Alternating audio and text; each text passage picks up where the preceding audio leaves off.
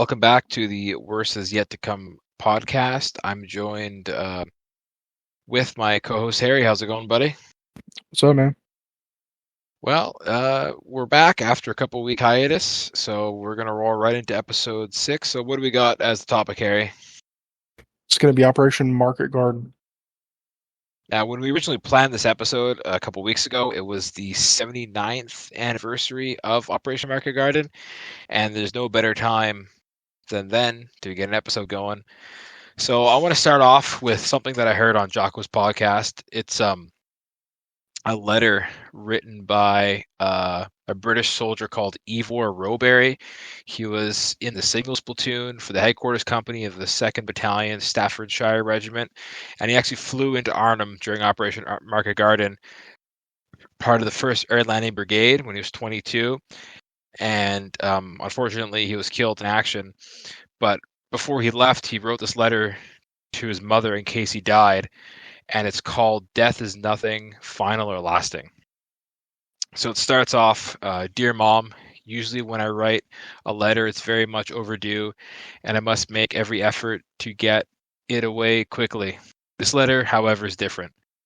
It is a letter I hope you would never receive, as it is just a verification of that terse, black edge card which you received some time ago, which caused you so much grief.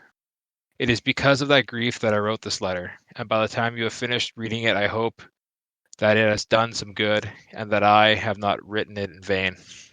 It's very difficult to write now of future things in the past tense.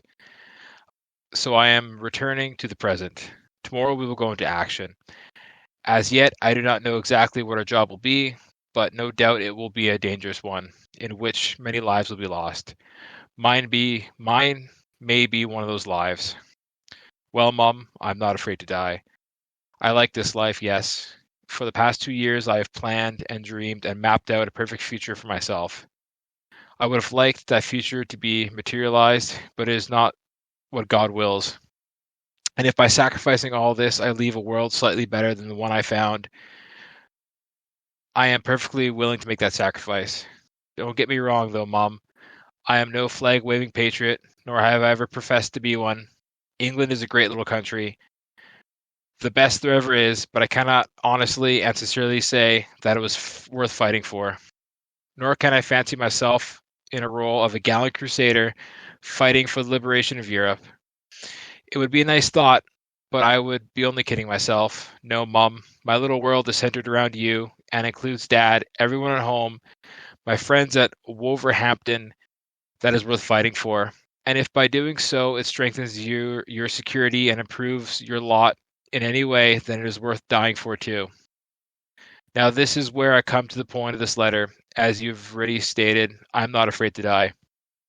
I am perfectly willing to do so, and if by doing so you benefit in any way whatsoever, if you do not, then my sac, if you do not let them, fuck, if you do not, then my sacrifice is all in vain. Have you benefited, Mum, or have you cried and worried yourself sick? I fear the latter. Don't you see, Mum? That is, it will do me no good, and in addition, you are undoing all the good work I've tried to do. Grief is hypocritical, useless, and unfair, and neither you or me any good. I want no flowers, no epitaph, no tears. All I want is for you to remember me and feel proud of me. Then I shall rest in peace, knowing that I have done a good job. Death is nothing final or lasting. If it were, there would be no point in living. It is just a stage in everyone's life, and to some it comes early, to others it comes late, but it must come to everyone at some time. And surely there is no better way of dying. Besides, I have probably crammed more enjoyment into my 21 years than some manage to do in their 80s. My only regret is that I have not done as much for you as I would have liked to. I love you, Mum. You were the best mother in the world, and what I failed to do in life, I am trying to make up in death. So please don't let me down, Mom. Don't worry, don't fret, but smile, be proud, and be satisfied. I have never had much money, but what little I have is yours. Please don't be silly or sentimental about it. Don't try to spend it on me. Spend it on yourself or the kiddies. It would do some good that way. Remember that where I am is quite okay, and providing that I know you are not grieving over me, shall be perfectly happy. Well, Mom, that is it. I hope I have not written this all in vain. Goodbye and thanks for everything. Your unworthy son, Ivor. And Damn, then, dude. yeah, dude, fucking, That's that's. fucking powerful, dude. See, the thing is, like, the maturity of that guy at 20, 21, or 20, yeah, 21, 22, to understand like the finality of life and knowing going into action that he may die. Yeah. Yeah. So there's actually a count that's written. So it says Ivor was one of the lives lost. He was killed in action by the old church in Oosterbeek on Friday, September 22nd. This following account by Donald Mark Lew was also part of the signal platoon. It comes courtesy of the 2nd South Staffs. And it just says, I lost a few good mates that day. They were in the same platoon as I. There was first there was Ivor Robert. He was hit by a mortar grenade in the back. We shared the same gun pit and went out to the toilet. And when I came back, I saw that he was killed. Together with another signaler, we buried them near the church and reported this when we came back from a German POW camp. So there's a photo in this article that I have where it shows his grave.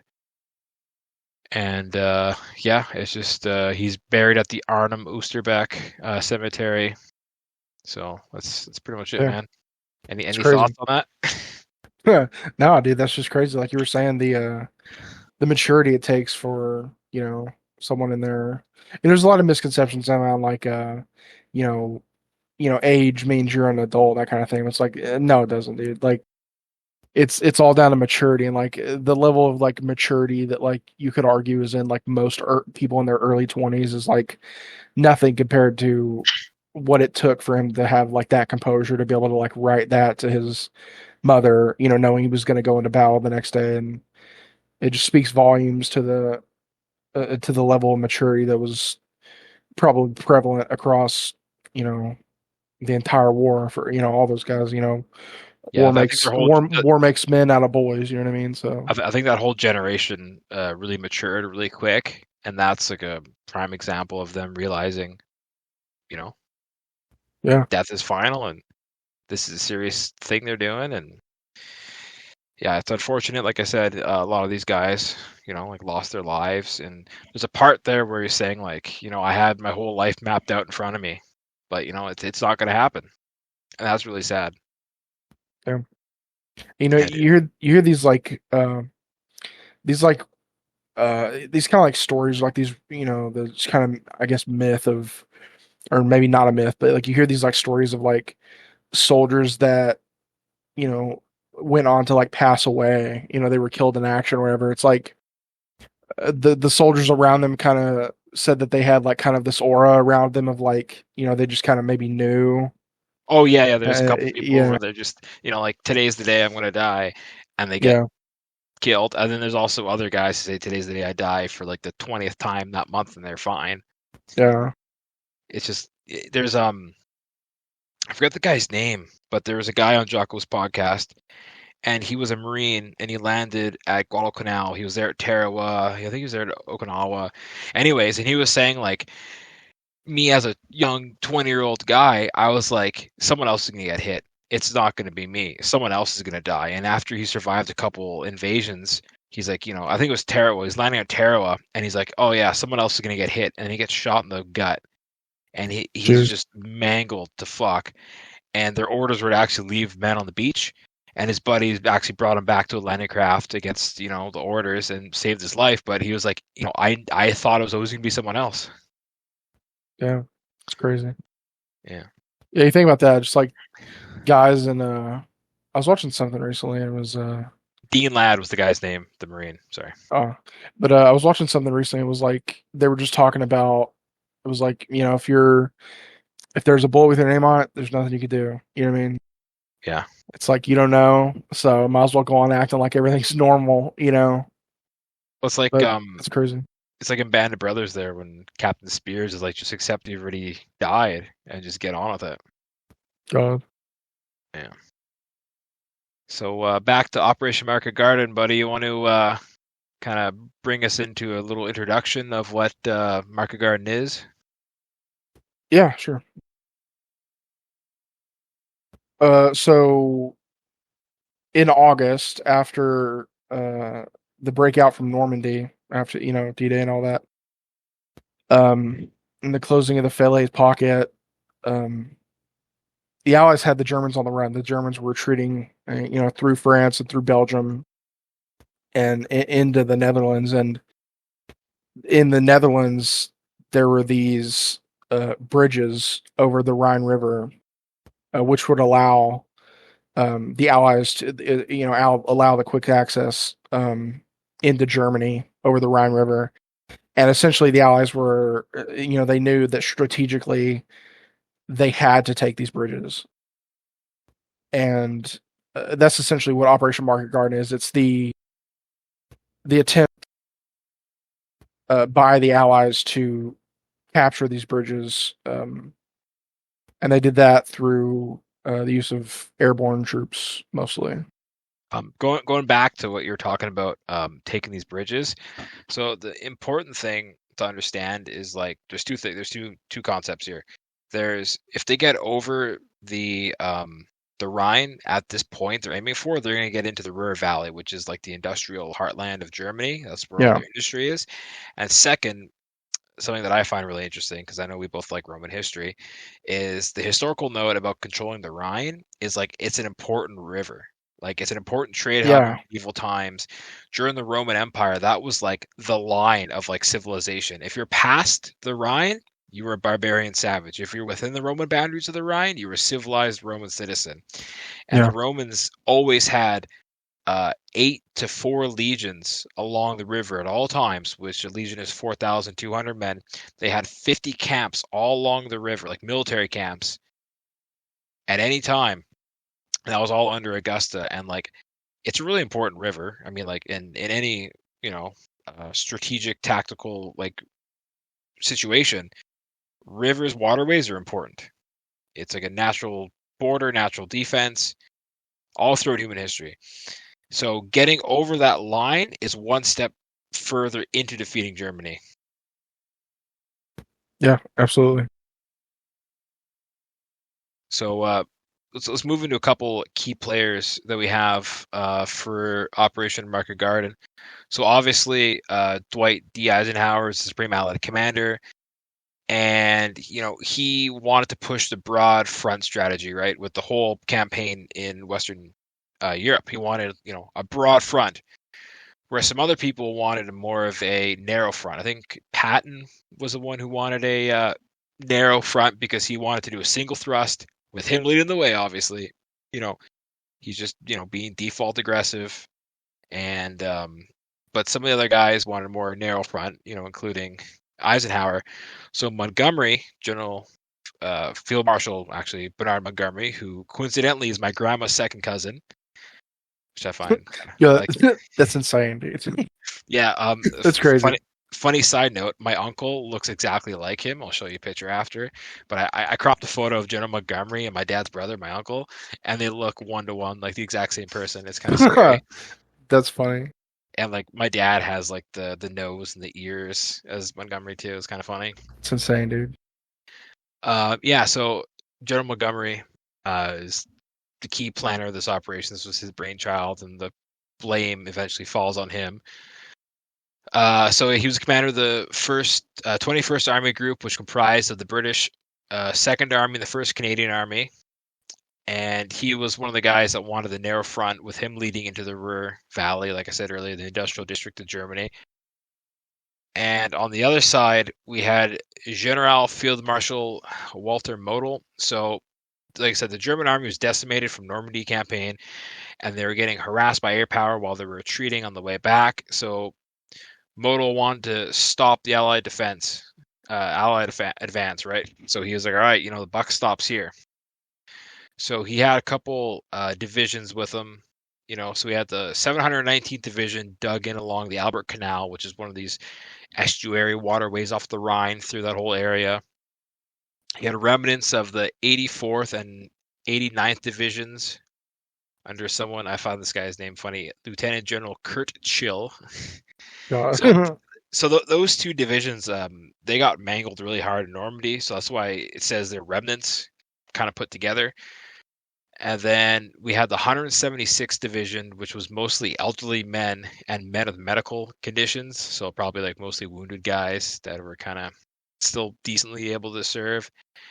And then he had approximately 7 Fallschirmjäger regiments comprised of about 20,000 airborne troops with a bunch of like, anti-aircraft guns and tank destroyers. And also with the Yeah. 2nd SS Panzer Corps, 9th and 10th Divisions, and a bunch of other units.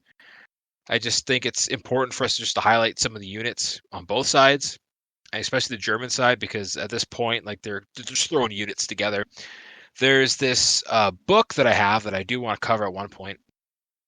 I gotta find it on my bookshelf here, but it's from Colonel Hans von Luck, and he was essentially like in North Africa. He was one of Rommel's like go-to guys, but at this point in the war, he pretty much gets like command of like his own little task force. So they just throw a bunch of units together and say, "Hey, stop the Allied advance." And like obviously he can't stop the advance, but it just shows like their mindset at that time about like just throwing together these little task forces to try to like stop things. It's almost like a fire brigade going to the fire instead of preemptively stopping it, they're a reactionary force. Yeah. So that's kind of what this ensemble that fighting the Allies is. Yeah, and like I wanted to point out, like also to that note, that the 719th Infantry Division you were talking about, Yeah. They were one of the after the war started in 1941, they were one of the divisions drafted from. They were one of the drafted divisions of men that were actually drafted into the army. And these divisions were. You know how like a full like division back then would, or if you don't know, a full division would consist of 3 infantry regiments, each comprised of 3 infantry battalions. So the divisions that were put together in this wave of the draft, I'm not sure which wave it was, but these divisions were only composed of 2 infantry regiments and not 3. So they had 6 battalions instead of 9. Yeah, wasn't so they're very understaffed. They're very undermanned compared to like a full division. a full division is about like 10 to 12,000 people, and if that's across the full 9 battalions along with all the support troops, right? So if they're so they're probably sitting around like maybe 6 to 7,000 people with casualties. At this point in the war, like they're severely under strength. Absolutely. Yeah, and that's this is 44, so that's Germany across the board is starting to have, it's not just one or 2 divisions that's like this. It's like a majority of the divisions that are they're at least half strength. They're not, pre-war they're, like you were saying, 12, 13,000 men, and now they're sitting at like 7, 8, I mean, in some cases like 6, 5, you know what I mean? It's really crazy. Well, that goes back to like what I said earlier, at the 176th, it was mostly elderly men and the men with medical complications. So these are obviously like Eastern, Western Front veterans that were wounded and then called back, like wounded enough where I was like, okay, maybe you could be dismissed or put in like reserve duty, but you're getting called back to full-time frontline service. And it's showing like, how desperate I guess Germany is, even this early, for manpower, because I don't think they expected the war to last this long, and they weren't prepared for it. But that's another topic. Oh yeah. This is like August 44, September 44. Like, I mean, the writing is on the wall. The war will be over in less than a year. You know what I mean? Well, everyone is doing the big push for Christmas, right? Because in everyone's mind, the war will be over by Christmas, and this is kind of one of those things where it's like the Allies is like, oh yeah, we'll be Berlin by Christmas with Operation Market Garden. Yeah, just imagine like on both sides, like the propaganda of, the Allies. We'll have the Germans beat by Christmas, or the Nazi or the Germans saying we'll have the Allies beat back by Christmas. I mean, we'll have them, back to the channel by Christmas. You know what I mean? Oh, it's just like I said, that happens in like all war, especially World War One. They're like, oh, we'll be home for Christmas, or the Was it the Franco German War or whatever in the 1890s or 80s? It Yeah, was the like, yeah, we'll yeah the be done by Franco-Prussian War. yeah, Franco. Yeah, it's like, yeah, we'll be done by Christmas. It's like, guys, if we've been saying this for how many years and it ain't happening. Yeah, almost to the point of with every new conflict, like don't say that. Yeah, Like have there some. like there was even I don't want to get into it, but like the at the beginning of the Russian Ukrainian conflict, last year, there was people saying that, we'll be done by Christmas. It's like at this point, never say that. Yeah. It's never going to be over that quickly. Never say that. You're jinxing it to never happen. Yep. Well, back to the plan. Do you want to cover that, or do you want me to go over it? Oh, you can do it. All right. So what we have down is just like a brief kind of plan of Operation Market Garden, right? Because majority of I say history fans aren't too technical people. Like they don't want to read into the weeds with these kind of things. So this is kind of like bullet points of like what the operation is supposed to be. So Operation Market Garden is the use of airborne troops and ground forces. So each component is its own force. So the market part of this operation is airborne forces of Lieutenant General Lewis Brierton's First Allied Army. Jeez, that's a tongue twister. First Allied Airborne Army. So they're going to seize bridges and other terrain. Okay, so under his army includes the US 101 Airborne under General Maxwell Taylor. So they're going to drop in two locations just north of XX Corp, which is British armor, we'll go over in a second, to take bridges north of Eindhoven at Sun and Vegel. Okay, now the second American group in this army is the US 82nd Airborne under Brigadier General James Gavin, and they're going to drop northeast of 101st Airborne, and they're going to take the bridges at Grave and Nijmegen. So this is kind of like going up like a road, and these are kind of the bridges along the road. So the 101st Airborne is going to be the first group, second group is 82nd, and then the third group is going to be the British 1st Airborne Division under Major General Roy Urquhart, and then attached to them is going to be the 1st Independent Polish Parachute Brigade under Brigadier General Stanislav Sobowski. Man, I wish my Polish buddies were here to pronounce this for me. All my buddies are Polish. Okay, and they're going to drop the extreme north end of the route, and they're going to capture the road bridge at Arnhem, and then the rail bridge at Oosterbeek. Now, part of the plan, which didn't happen, was once all these bridges were kind of captured, so there'd be like D+5, so like 5 days past the beginning of the operation, the 52nd Lowland Division, the British Army, would be flown in to capture an airfield.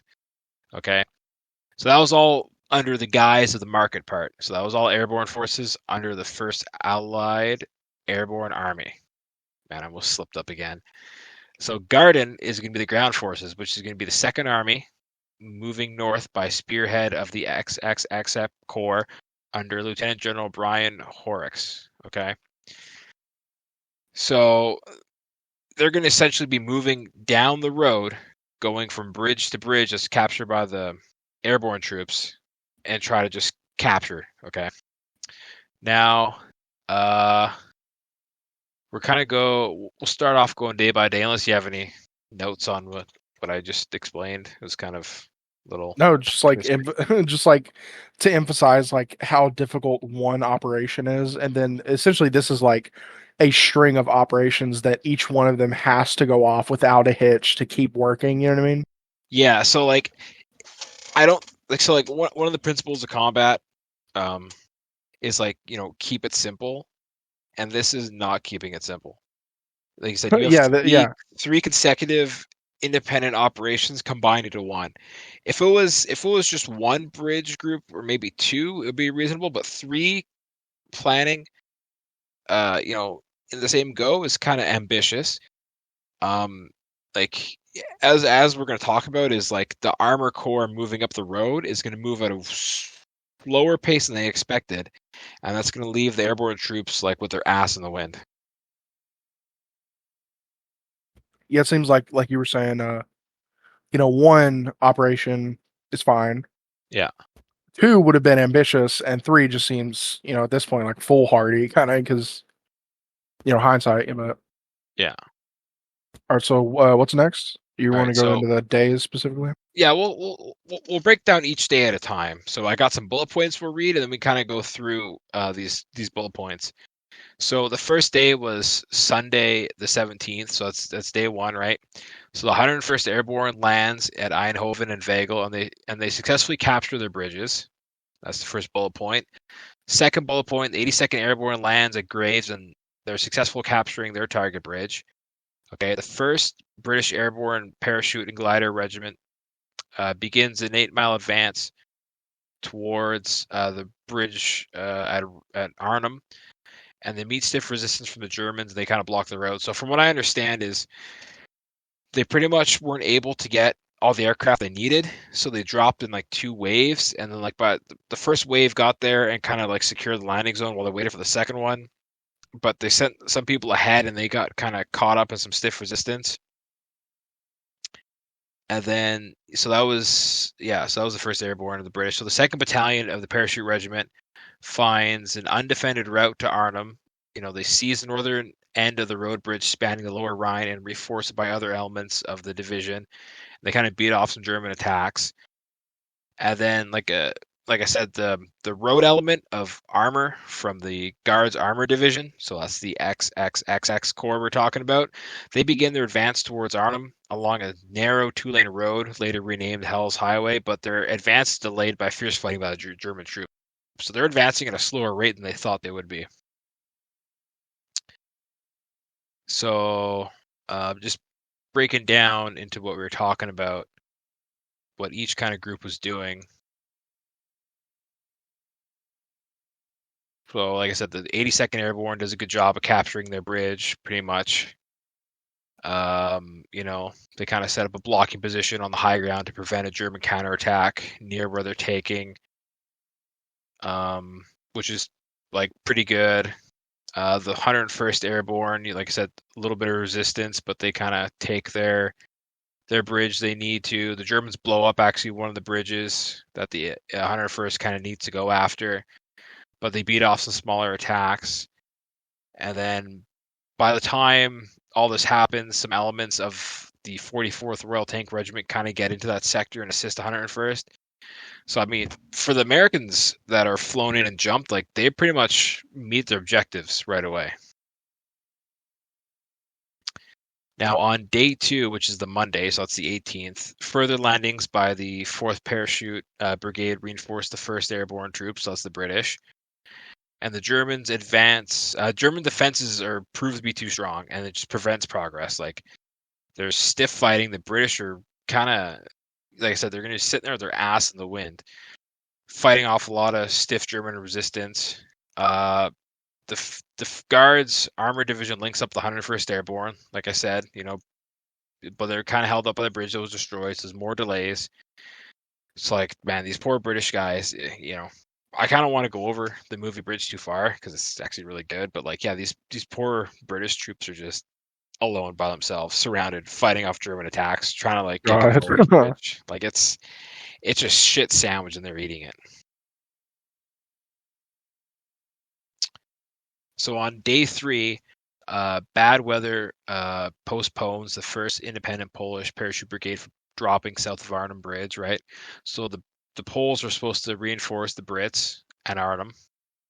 So gliders carrying the brigade's anti-tank guns do take off, but they're about to land in Arnhem, but the major German attack overruns the landing zone. So like, I'm pretty sure that those SS units we talked about are the ones that are fighting against the Brits. So the 2 armored divisions of SS are going up against paratroopers. Now paratroopers jump in with not enough shit.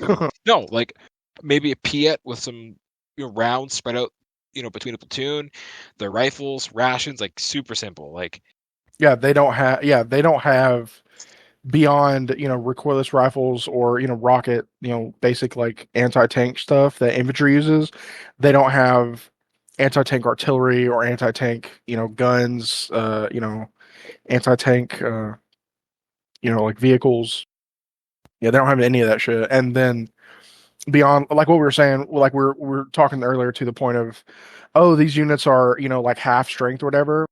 When you're on the defensive, that number is kind of negligible Yeah, when you're defending, because it's like 10 to 1 for yeah, it's taking like easier. defensive Yeah, position. it's Yeah. it's because defending is always easier. So and then what's happening is with every kind of defensive position you see in World War II, it's or any defensive position you see in any war, it's as soon as the enemy attacks, you're kind of shifting your lines to meet that attack. So wherever the Allies are choosing to attack, yes, the Germans who are under strength are defending that area, but because they're defending, it's easier to do their job, and then they're getting reinforcements to those areas, and it's just a shift back and forth of trying to find out where to attack, and then once you attack, it's just essentially like pushing back and forth. It's like the ebb and flow, and like reaction, and yeah, just reaction and counter reaction. Like I was saying before, this is terrible. Like honestly, so when these gliders are trying to land with the anti-tank equipment and the Germans are overrunning the drop zone, there's intense fire breaks out between the Germans, the Brits, and the Poles, and essentially, they start firing at each other, and only 3 of these anti-tank guns are saved. So I guess the rest get captured by the Germans or just unusable because a firefight breaks out between friendlies and Germans and some Poles, and it's just like a big shit sandwich. So like, there's a lot to break down about like like a friendly fire situation, Oh yeah. but like it's like the worst thing you could do in like any combat. It's like it's a breakdown of like communication, breakdown of leadership, breakdown of like observing what's going on the battlefield. Like it's like the worst case scenario. So, unable to break through, the 1st Airborne Division abandons their efforts to relieve the paratroopers that are still holding out on the bridge, and all the survivors of that day's fighting fall back to the village of Oosterbeek. So that's where Colonel Johnny Frost's battalion is still at the bridge. I'm trying to remember which battalion he's running. Ooh. I don't know if it's really relevant. It's just so his battalion of the parachute regiment is still at the bridge, and the rest of the guys are kind of like, yeah, we can't get to you. Like they're holding it, but they can't get to them. So they kind of pull back. And then to the south, the armored column, so XXXX Corps, is delayed at Sun, which is one of the places the American soldiers were at. But they make good progress, and the leading tanks of the Guards Armored Division arrive at the outskirts of Nijmegen in the early afternoon hours to discover the 82nd Airborne has not yet secured the railhead and some of the bridges as planned. So joint attacks with U.S. paratroopers supported by British tanks are launched later that day, only to be met with strong and continued resistance from the Germans. So, like, already 3 days in, they're supposed to be taking some objectives. They can't. They've taken some haven't been taken. So like what you were saying before about you need all these things to line up to make the operation successful, it ain't happening at this point. Yeah. Yeah. And then just beyond like to another point of speaking to like the difficulty of getting this kind of thing working is that like even though yes the Allies had a united it was a united front, they were the communication was standardized as best as it could. When it comes down to it, the British Army and the American Army are two different entities, right? So the things that they're doing, the way they communicate is different. You know what I mean? So like little things like that people don't really think of maybe is also affecting this too. Is they're structured differently, they function a little bit differently. On top of this, just insane deal is just the lack of the communication and the fact that so much had to happen to progress to every stage is insane, and it's kind of really crazy that they thought it would work. It kind of reminds me of this analogy I heard where it's like it was referencing like a safety violation, but it also works for this. Like imagine you have like a plate of like Swiss cheese in front of you. Okay, you got like 5 chunks on a plate, Now you got to line up those 5 pieces and get a straight line through all those holes. How is that going to work? Right. Yeah. That's what this operation is. You got three main units that are like 3 blocks of Swiss cheese. You're gonna line up the holes so tanks can drive through them. Like, it's unreal that this was like ever expected to like properly work, because like it's just too intricate of a plan, and it depends Yeah. on too many things falling in place. Yeah. Absolutely. So I mean, going back, so we're on day 4 now, so that's Wednesday the 20th.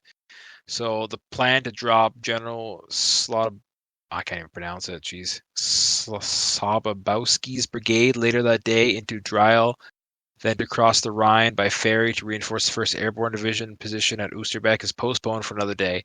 So these Poles are trying to jump in, and like they want to be with the British, they want to be in the fight. Like, I gotta give it, like, a lot of these Polish soldiers like were really like into the fight, like hardcore. Like, their home was taken by the Germans. They want revenge. Like, they have nowhere to go, Yeah. do or die. Like, I got some respect for the Poles. And then unfortunately, what happened to a majority of them after the war is tragic. The USSR pretty much executed and imprisoned all of them because they thought they were traitors, even though they're fighting on the same side.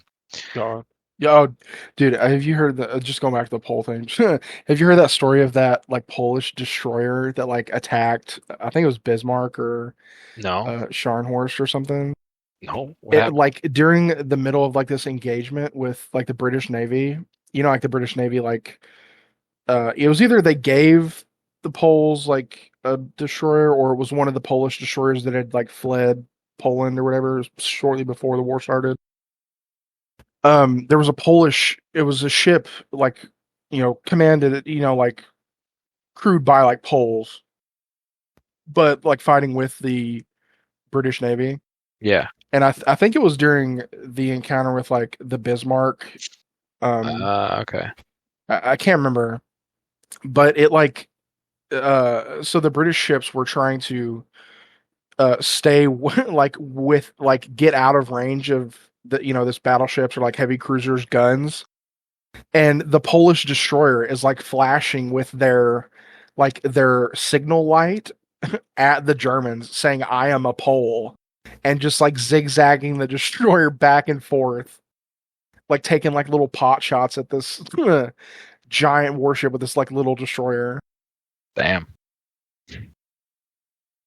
Yeah. So yeah, just like the Poles they're pissed off, you know what I mean?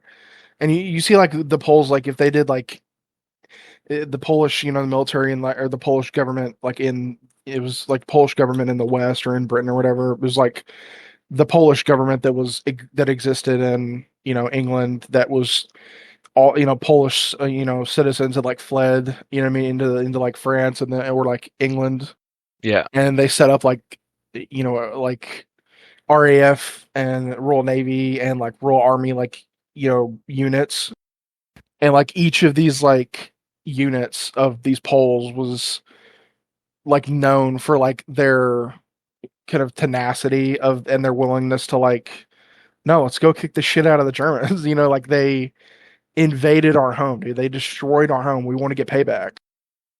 Yeah, Yeah. when they fired up the British commandos, I'm pretty sure they had like I don't know if it was a battalion or a company, but it was all like Polish volunteers, and they're like the hardcore of the commandos. Like, those guys didn't fuck around. Yeah. Um, Sorry. So going back to what you're saying. oh yes, of course. Okay, so like I said, the Poles tried to get dropped in, but it was postponed by another day. So at the Arnhem Bridge, where the British paratroopers under Colonel Frost were kind of like in a pocket around the bridge, so their position worsened as the Germans tried to reduce the size of their defensive perimeter, and the casualties are just stacking up, right? Like, they're out way longer than they expected to be, fighting against armor. And like I said, the Germans are like dwindled down, but they're still a tough and determined enemy at this point. So they're fighting like ferociously against the Brits, and they're just taking casualties and just inching away at them slowly, taking man by man out.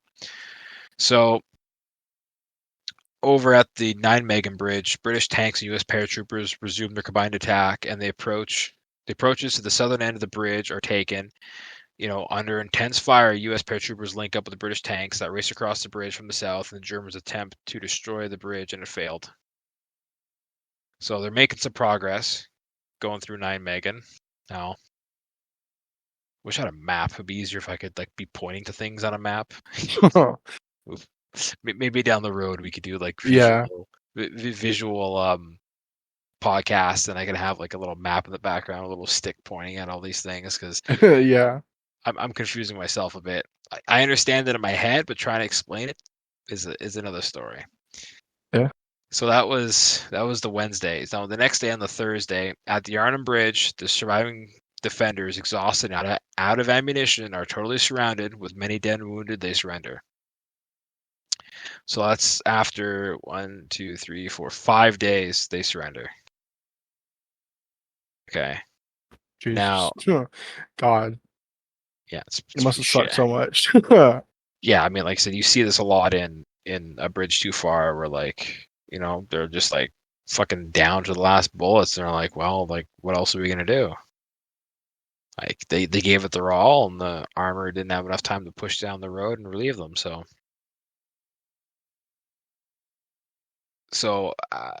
back to the bullet points, right? So the first the first Airborne Division is now defending a position around Oosterbeek, but is still in control of the north part of the riverbank. So it's just a big shit show at this point. Anything past where the armored core is just a fucking shit show. So at this point on the Thursday, the first Polish Independent Parachute Brigade finally takes off for Driel in the afternoon, and General Sosabowski, having been reassured that the Heavendorpen ferry is to be used to ferry men across the Rhine River back to Oosterbeek, is still in British hands. So they come under intense enemy anti-aircraft fire, resulting in the loss of 5 aircraft with 33 damaged. Casualties, relatively a few. So they have 5 killed and 36 wounded, which is shocking for that many planes getting, shot at. So the Poles learn that one of their 3 battalions has been dropped in error into Grave and will have to be transported to Driel by road. So that's cutting down a third of his men. So he's missing 750 men at that point. So from the Dutch resistance, General Sosabowski learns that the ferry is now in German hands, not British hands, as he was led to believe. So he's dropped, on the other side of the river, expecting the ferry's men across, and now he can't. So essentially, a Polish liaison officer, these Poles, their names, Captain Zawowski, he swims across the Rhine, and he learns that an attempt will be made to ferry the Poles across to Oosterbeek that night. So he links up with the Brits, and they try to figure something out. So the Poles take a position on the riverbank, but the efforts by the 1st Airborne Engineers to improvise rafts fail, so the Poles return to the original positions around Driel and dig in. So this has been a complete shit show. The Poles are pushing to get in the fight, They finally get in there. They got men off course. Their boats to get them across the river to reinforce the British can't be managed. So they just dig in where they're at. Okay, so the Germans divert troops and tanks from the Oosterbeek siege to move south across the river to attack the Poles, but the wet area is kind of unsuitable for armor, and their planned attack fails. However, it does relieve pressure for a little bit of time for the 1st Airborne defensive perimeter. So the guys that are holding out around Arnhem, they got a little bit of pressure taken off. The guys that haven't surrendered at this point. So essentially, just to summarize what's going on with the 1st Polish Independent Brigade is the main body of the brigade remains south of the river. Okay, the anti-tank battery with other units is already fighting alongside the 1st British Airborne Division on the northern bank. A third of the brigade is returned to England on orders that they got. A group with ammunition and other vital equipment is still in Eindhoven. A further element, including the light battery, is still in England awaiting orders. So the artillery group is still in England. I haven't even flown in at the God. Yeah, so this is terrible. So I just God, it's like right when you're like, it's like right as you're like pulling out of the driveway for a long road trip, your car like just shits itself. yeah, Like nothing is going right. no, this is like if it's like a ball rolling down a hill and it just keeps like getting speed and just getting worse and worse and worse. God, So the next day of the Friday, the British forces from the Guards Armored and the 43rd Wessex Infantry Division move out of Nine Megan bridgehead. So that's the previous bridgehead they took with the 82nd. Okay, and they link up with the Poles at Dryal. Okay, and they want to, with the intention of crossing the Polish paratroopers across the river. Okay, so they're still trying to get these Poles across the river. Okay, but they lack suitable boats. So that means only 52 Poles are able to make it across the river to help the British. So that's not much of a relieving force for these poor guys, right? God. Well, that was the end of part one of our episode on Operation Market Garden. Join us next week for part two. Don't forget to follow us on Facebook and Instagram at the Worst Is Yet to Come podcast.